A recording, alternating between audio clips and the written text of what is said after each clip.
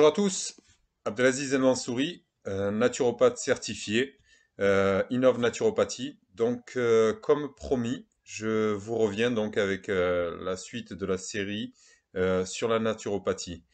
Hier, on a fait une intro, donc dans laquelle je vous promettais qu'on allait faire une série de vidéos donc sur des thématiques.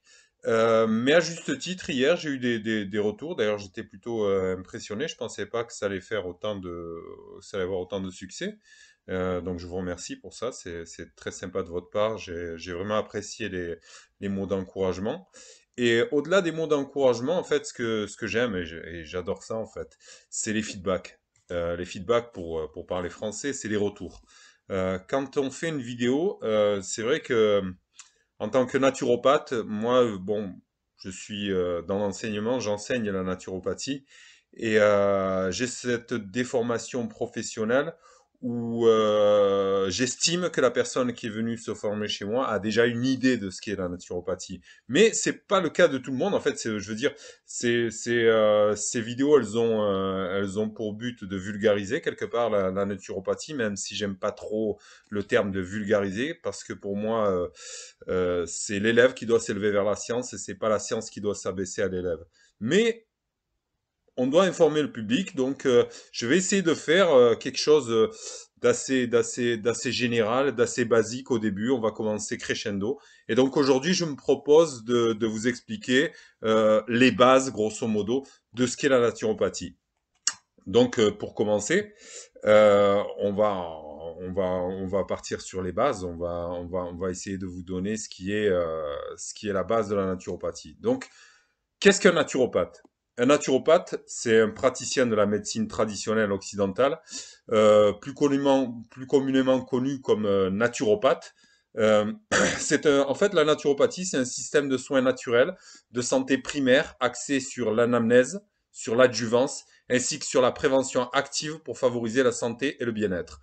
Un naturopathe ne prend pas en charge de maladies, ça il faut le savoir. Un naturopathe, en fait, il prend en charge des personnes en utilisant les pouvoirs de guérison de la nature. Donc les praticiens naturopathes, ils traitent de manière holistique,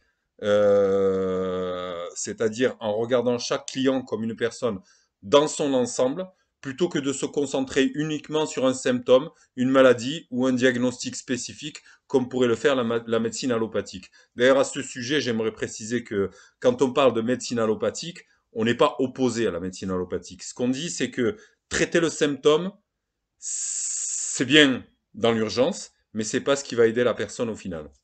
Voilà. Donc voilà, en opposition, enfin je dirais pas en opposition, mais je dirais en adjuvance du traitement allopathique, on a ce qu'on appelle nous le traitement holistique. C'est donc l'approche du naturopathe qui va prendre la personne dans son ensemble, aussi bien niveau physique, psychique, spirituel.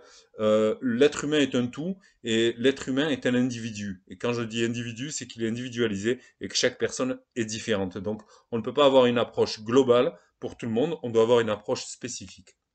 Voilà, c'était la parenthèse. Donc, pour revenir à nos moutons, donc ça veut dire, comme je vous l'explique, prendre en compte tous les facteurs qui composent la santé globale d'une personne, y compris une combinaison de génétique, donc d'exposition environnementale, ce que nous on aime appeler l'épigénétique, les habitudes de vie, le régime alimentaire, les antécédents familiaux, ça compte énormément, les facteurs socio-émotionnels. En fait, voilà. Au plus on aura d'informations au travers du bilan de santé, qui est un outil indispensable du naturopathe, et au plus on sera à même de faire quelque chose d'individualisé. Le but ultime des soins naturopathes, en fait, c'est de rétablir l'équilibre du corps pour soutenir son processus naturel de guérison.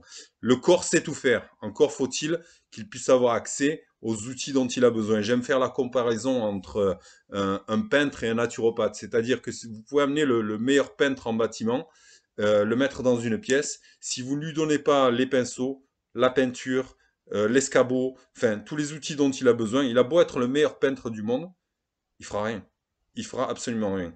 Et il en va de même pour votre corps. Votre corps est spécialisé. Votre corps est comment dire, euh, d'une perfection, c'est complètement hallucinant. Quand on se penche sur l'anatomie, la physiologie et la biologie humaine, on reste ébahi devant tant de précision. Et en fait, c'est comme tout outil, en fait. Il a besoin d'avoir des munitions, il a besoin d'avoir, comment dire, un carburant, comme on dirait pour les voitures. Mais au-delà du carburant, il y a besoin de l'huile, il y a besoin, enfin, vous voyez ce que j'essaie d'expliquer. C'est que si le corps n'a pas accès à ces micronutriments dont on parlait hier, c'est là que la maladie va se déclencher. Donc, à la base de la médecine conventionnelle dite naturopathique, on a 7 principes qui se distinguent.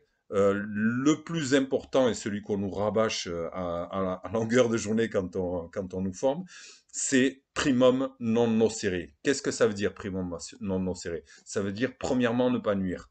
Donc notre but c'est d'utiliser les thérapies les plus naturelles, les moins invasives et les moins toxiques pour ne pas nuire. Avant d'aider, avant d'accompagner, la première chose, la première règle en naturopathie, c'est de ne pas nuire. Primum non nocere. Donc, souvenez-vous du premier point, il est très important. Primum non nocere. Le deuxième point, comme j'expliquais il y a pas longtemps, c'est le pouvoir de guérison de la nature. Euh, Faites confiance à la sagesse inhérente du corps pour se guérir. Euh, Comme j'expliquais, c'est une telle perfection. C'est, enfin, on peut parler d'hormones, on peut parler d'un tas de choses, mais on ne pourra pas expliquer, on ne pourra pas dire d'où vient cette précision. Enfin, certains d'entre nous ont une idée. Voilà, je vais laisser ça là. On abordera ça dans un autre épisode si on a le temps de le faire. Mais bon, voilà, on va continuer. Donc, le deuxième point, c'était le pouvoir de guérison de la nature. Le troisième point, c'est identifier et traiter les causes. Au-delà des symptômes, il faut rechercher la cause sous-jacente. En fait, rechercher ce qui a déclenché le symptôme. Le symptôme n'est rien. Ce qui compte, c'est la cause. Voilà, donc identifier et traiter les causes. Donc, un naturopathe, ça va être le quatrième point, c'est aussi un éducateur de santé. C'est avant tout un éducateur de santé.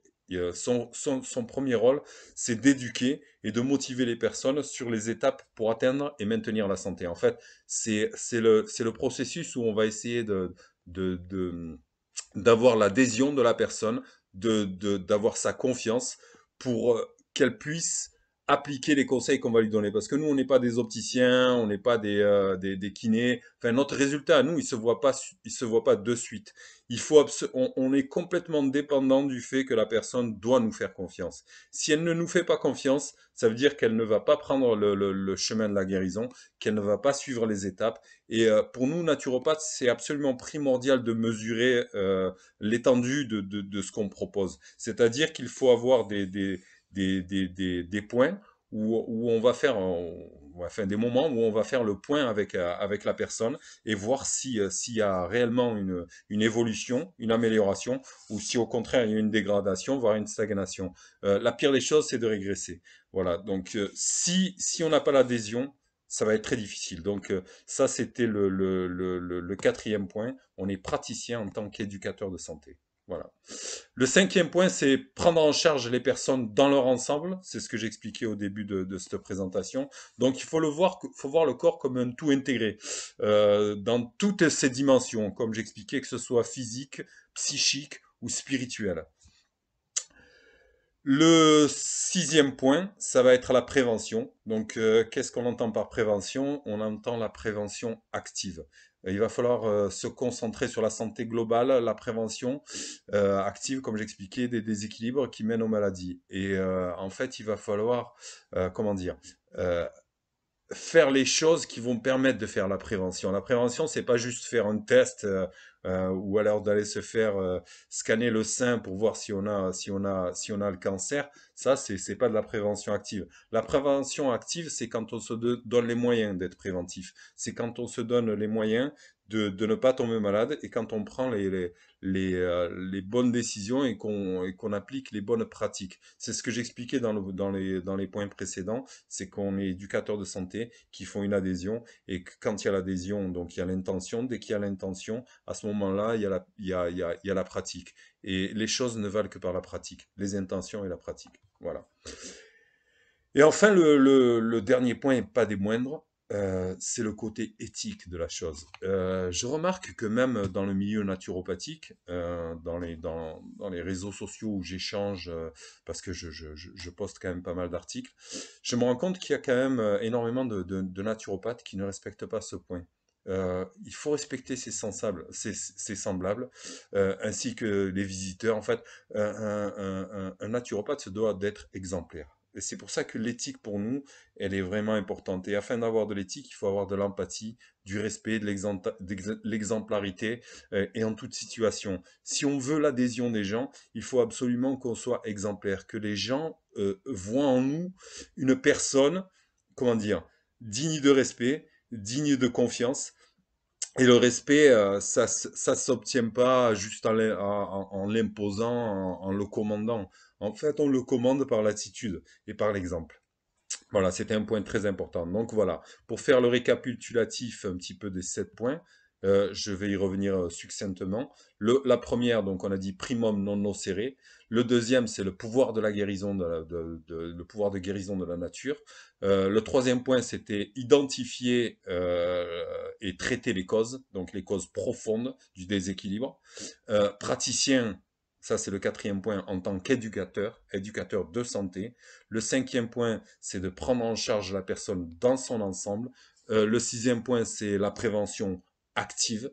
Et le septième point, ce sera l'éthique. Voilà. Donc, pour continuer dans cette présentation, grosso modo, qu'est-ce qu'il va faire le praticien? En gros, c'est un détective, un praticien, un détective de la santé hautement qualifié qui s'appuie sur des thérapies les moins invasives et les moins toxiques pour s'attaquer aux causes sous-jacentes des problèmes de santé. Et pas seulement à la maladie elle-même. Donc voilà, ce qu'on expliquait tout à l'heure en opposition entre l'approche holistique et l'approche allopathique. Donc, en allant à la racine du problème, les remèdes naturopathiques renforcent la capacité du corps à prévenir et à combattre la maladie, l'inflammation et la détérioration. Les praticiens en naturopathie se spécialisent également dans les soins préventifs. La médecine préventive et fonctionnelle, que j'expliquais hier, signifie établir et maintenant des habitudes qui aident à éviter les problèmes fonctionnels de santé futur en fait. Donc c'est en prenant les décisions d'aujourd'hui qu'on évitera les problèmes de demain.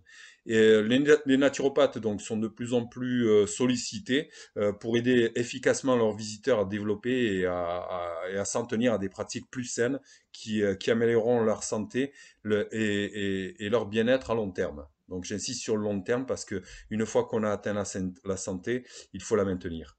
Euh, Comme j'expliquais aussi hier, pour les millions de gens qui souffrent de maladies chroniques, les experts naturopathes, en fait, ceux qui pratiquent la naturopathie fonctionnelle, donc une naturopathie efficace et pas une naturopathie basée sur la théosophie, sur des délires, comment dire, enfin des espèces de croyances qui fleurissent un petit peu partout, ci et là dans la naturopathie et qui ne vont pas être au final efficaces. Et surtout, si on veut s'insérer comment dire, s'intégrer dans le paysage de la médecine et faire en sorte que les médecins puissent nous intégrer dans les traitements, il va falloir qu'on soit visible. C'est-à-dire que aux yeux du médecin, quand on lui parle de naturopathie, pour lui, c'est des loufoques. Enfin, voilà, hein, on va pas se mentir, hein, la plupart des médecins considèrent les naturopathes presque comme des dingues.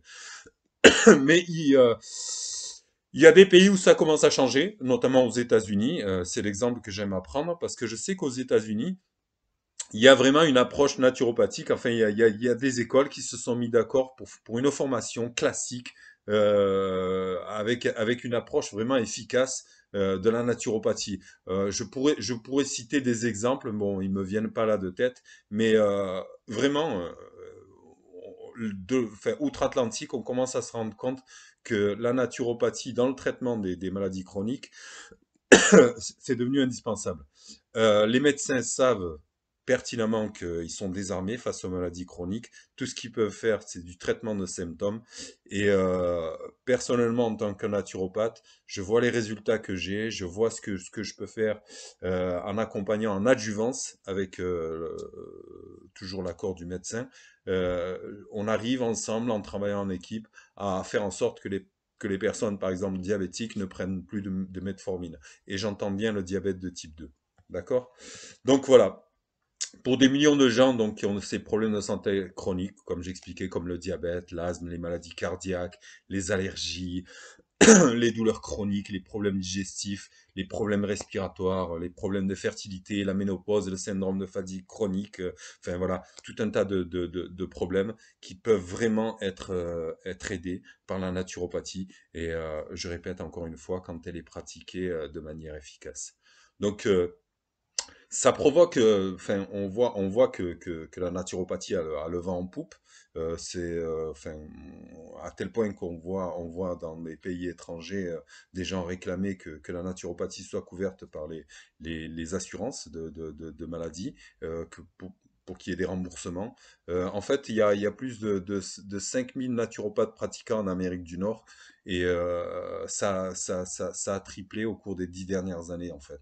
Et en France, bon, ben, on est toujours dans le flou juridique, on est toujours dans le truc champêtre. Je vois énormément de formations fleurir ici et là. Je vois des formations même à 110 euros, à 80 euros. J'attends de voir la prochaine formation à Lidl. Je doute pas que d'ici pas longtemps, on aura une formation à Lidl. Et donc voilà, enfin, j'appelle à la prudence du côté des étudiants qui veulent se former à la naturopathie. Si on vous propose une formation à 110 euros ou à 80 euros, c'est que ça vaut pas plus que ça. Et je vais même vous donner un conseil qui va vous faire des économies. Achetez un livre. Un livre, ça va vous revenir à 20-30 euros et ça vaudra la même chose qu'une formation à 100 euros. En fait, ce qui fait la différence dans une formation, c'est le tutorat, c'est l'accompagnement, c'est le côté pratique, le côté axé sur l'intégration de la naturopathie dans le domaine de la médecine. Enfin voilà, c'est ce que j'ai expliqué un petit peu hier. Donc, si jamais vous avez des questions, on va pas développer là-dessus, vous pourrez me revenir. Donc, où est-ce que peuvent travailler les naturopathes? Donc, les naturopathes peuvent travailler dans des établissements ambulatoires, non urgents, avoir leur propre pratique, c'est-à-dire leur propre cabinet, se spécialiser dans des domaines tels que la santé des femmes, la pédiatrie et plus. Je vois de plus en plus de naturopathes qui se spécialisent, et c'est très bien d'ailleurs. Le naturopathe, il peut devenir enseignant, il peut enseigner dans la naturopathie. Comme j'expliquais aussi, c'est un naturopathe, c'est avant tout un éducateur. Donc pourquoi pas intégrer l'enseignement. Le naturopathe peut travailler dans des hôpitaux, des cliniques spécialisées qui incluent les programmes de médecine intégrative, donc ce que j'expliquais tout à l'heure par l'intégration, pour offrir des thérapies en fait naturopathiques aux patients en collaboration, donc en adjuvance avec la médecine traditionnelle. Un naturopathe pourra aussi travailler aux côtés de médecins et d'autres médecins spécialisés. D'ailleurs, je fais un appel, si jamais des médecins regardent cette vidéo, j'offre mes services. Je suis prêt à travailler avec les médecins, à même organiser des débats, des colloques dans lesquels on pourrait voir la manière dont on pourrait travailler ensemble. Donc c'est un appel, c'est une offre, c'est comment dire, c'est une porte ouverte comment dire, à aller de l'avant. Aller de l'avant toujours, comme j'expliquais, pour le bien commun, pour le bien général, parce qu'on peut pas continuer. On peut pas continuer dans ce sens-là avec les maladies chroniques. En termes de coût social, c'est juste pas tenable. Voilà, on développera ça dans un autre épisode. Donc, euh, les naturopathes, pour terminer, ils peuvent aussi pratiquer en tant que médecin de soins primaires dans les États autorisés, c'est-à-dire les États-Unis, les districts du Columbia au Canada, avec lesquels je suis plus familier, Porto Rico, les îles Vierges américaines et 5 provinces actuellement au Canada. Beaucoup d'autres, elles envisagent de légiférer sur le sujet et j'espère que ça ira de l'avant. Donc les soins naturopathiques, en quoi ils consistent? Les naturopathes, ils utilisent un mélange de méthodes de traitement traditionnelles et de thérapies holistiques, comme l'utilisation de la médecine botanique, que ce soit la phytothérapie, l'aromathérapie, la nutrithérapie, qui est essentielle pour moi. En fait, tout est essentiel dans le traitement naturopathique. Ce qu'il va falloir faire, c'est les utiliser à bon escient et au bon moment. Voilà. Donc, il y a bon nombre de thérapies sur lesquelles s'appuie le naturopathe. Le principal, c'est les mécanismes d'autoréparation intrinsèques du corps. C'est ce que j'expliquais tout à l'heure, c'est que dès qu'on donne au corps ce dont il a besoin, dès qu'on rétablit les systèmes, dont le système digestif, dès qu'on rétablit le système digestif, déjà on est plus à même à donner au corps ce dont il a besoin et le laisser faire ce qu'il sait faire, quoi. Donc, plutôt que de simplement traiter le symptôme d'un patient par des remèdes, comment on va dire, allopathiques, le naturopathe, lui, va s'appuyer sur la recherche des déséquilibres sous-jacents et les causes profondes des maux. Ensuite, il va être capable de déterminer ce qui est vraiment nécessaire pour soutenir et rééquilibrer les processus naturels de guérison du corps. C'est ce que nous, on enseigne, enfin du moins dans notre centre de formation, c'est vraiment à rééquilibrer les processus naturels de guérison du corps. Ça, je ne pourrais pas insister plus là-dessus. Et les méthodes de guérison pour les naturopathes peuvent inclure des conseils en nutrition, la médecine botanique, comme j'expliquais, donc phytothérapie, plantes médicinales, aromathérapie avec les huiles essentielles, la relaxation, les massages, l'acupuncture, même si j'insiste sur les massages acupuncture, c'est pas vraiment de la naturopathie classique, mais c'est des outils que les naturopathes rajoutent à leur pratique et des outils très très efficaces. Donc j'ai absolument rien contre, mais j'aime bien définir les choses. Donc voilà. La manière, comment est-ce qu'on peut devenir naturopathe? Donc on peut devenir naturopathe après avoir obtenu un baccalauréat aux États-Unis. En France aussi, on commence de plus en plus à le demander, mais c'est pas forcé en fait. Les formations de docteur en naturopathie aux États-Unis demandent 400 heures 4000 heures de formation. En France, les associations se sont mises d'accord pour un minimum de 1200 heures. Euh, Sachant que pour devenir docteur en naturopathie, j'insiste sur le fait que docteur n'est pas autorisé en France. On ne peut pas utiliser le terme de docteur pour naturopathe, mais c'est utilisé outre-Atlantique. Donc pour devenir docteur en naturopathie, et même si on n'utilise pas le terme docteur en France, il faut 4000 heures. Donc c'est grosso modo 3 ans de formation. 3 à 4 ans, ça dépend des formations que vous choisissez. Mais si c'est juste la formation naturopathie de base, c'est les 1200 heures. Et en gros, les gens arrivent à le faire en 1 an et demi, 2 ans, ça dépend des écoles, encore une fois. Donc, les, les naturopathes sont bien formés. Comme j'expliquais tout à l'heure, c'est des experts. C'est des gens qui vont apprendre l'anatomie, la physiologie, la biologie humaine, qui vont apprendre la nutrition, qui vont apprendre les plantes, enfin, je veux dire, les plantes médicinales, aromatiques et médicinales, donc les PAM. Euh, c'est vraiment complet en fait, c'est vraiment complet. Et quand on a cette approche, je veux dire, on sait pertinemment par exemple qu'un médecin dans ses 8 heures de formation, il va avoir, enfin, c'est ridicule ce qu'il va étudier en nutrition. Donc ils ne sont pas spécialisés et c'est là que je pensais à la collaboration, c'est que dans ce sens-là, nous on peut venir, on peut vraiment venir en aide. Donc voilà, les naturopathes sont aujourd'hui considérés capables de prévenir et d'accompagner des causes de maladies dans les États autorisés. Je parlais tout à l'heure des États-Unis. Dans la plupart des États pré-licenciés, les naturopathes ne peuvent pas diagnostiquer ou traiter les maux, mais ils peuvent servir de consultants en santé ou de coach en bien-être. Ils peuvent utiliser la médecine botanique ou l'homéopathie, enfin, même si c'est pas de la naturopathie, mais il y a beaucoup de naturopathes qui s'en servent. Mais essentiellement, c'est voilà, ils vont se servir des pouvoirs d'auto-guérison du corps pour pouvoir ramener les gens à la santé. Voilà. Grosso modo, voilà ce que j'avais à dire sur les bases, sachant que vraiment j'essaie d'être général, je pourrais pas, sinon il me faudrait des vidéos de 2 heures. Et voilà. Donc, ben, écoutez, si vous avez des questions, si ça n'a pas été assez clair, merci de me faire le retour sur la vidéo et on essaiera d'améliorer. Dans la prochaine vidéo, je vais essayer d'être un petit peu plus spécifique quant à l'approche fonctionnelle euh, qu'on essaie de prôner, l'approche de la naturopathie fonctionnelle, c'est-à-dire la naturopathie qui va pas juste se contenter de faire de l'allopathie verte, mais vraiment de relancer les systèmes pour laisser justement le corps faire ce qu'il sait faire. Voilà, donc merci pour votre attention encore une fois. Vous pouvez me joindre toujours pareil, innovnaturopathie.com et par les autres moyens comme notre page Facebook, formation en ligne innovnaturopathie.com. On a un Twitter, on a LinkedIn, on a Instagram, on est connecté. Voilà.